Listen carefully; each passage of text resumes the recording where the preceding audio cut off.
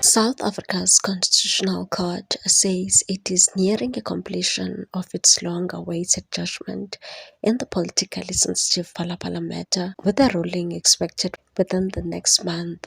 Chief Registrar Simon Linnick confirmed the development in response to queries from the Economic Freedom Fighters, stating that the judgment is at an advanced stage of preparation. The case stems from a February 2020 burglary at President Cyril Ramaphosa's Phala-Phala farm in Limpopo, where large sums of foreign currency were allegedly stolen, an incident that has since evolved into one of the most contentious political controversies in recent years. The EFF has sharply criticized the court over the delay, noting that more than 480 days have passed since the matter was heard on 26 November 2024. This far exceeds the judiciary's guideline that judgments should typically be delivered within 3 months, barring exceptional circumstances.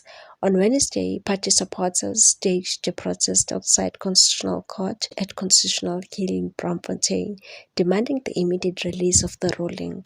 The EFF Gauteng chairperson Nkululeko Dunga said the delay raises serious concerns about judicial accountability and transparency, and said the continued wait undermines confidence in the justice system, adding that the party remains committed to defending the rule of law. At the heart of the case, Economic Freedom Fighters versus Speaker of the National Assembly and others, is the EFF's attempt to overturn Parliament's December 22 decision not to adopt a Section 89 panel report. That report had found that Ramaphosa may have a case to answer regarding the Phala-Phala incident.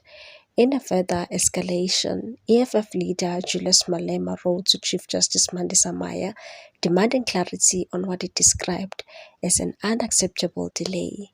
Malema warned that prolonged inaction risks eroding public trust in the judiciary and weakening constitutional accountability. The Phala-Phala saga has remained a persistent flashpoint in South African politics, raising questions about executive conduct, the handling of foreign currency, and the integrity of investigative processes. While Parliament and other legal mechanisms have attempted to address the controversy, the absence of a definitive ruling from the Constitutional Court has left a critical gap. With judgment now imminent, the court's decision is expected to have far-reaching implications not only for President Cyril Ramaphosa, but also for the broader principles of executive accountability and parliamentary oversight in South Africa. Yeah, I'm sure by now EFF but we will never get tired. We are going to continue to come back here. EFF, release the Phala-Phala judgment. That is the only thing that we're asking of you. So we're going to come here. The Commander-in-Chief, Julius Sello Malema, made it very clear and gave a direct command to the structures of the EFF in Gauteng that every month we are going to be here. It's going to be a month of continuous reminder, of continuous lobbying that you must release the Phala-Phala judgment. We are not going to speak to anyone here in this court because the response that they have to give us is just to release the judgment.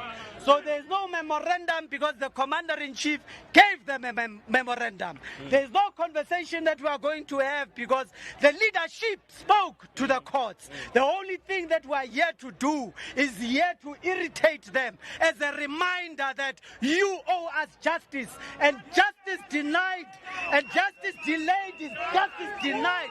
We demand our justice. So they are trying to get rid of the EFF at every corner. And the only reason why they would want to deal with the EFF, it is because it is only the EFF that hold people to account, regardless of the position that they hold.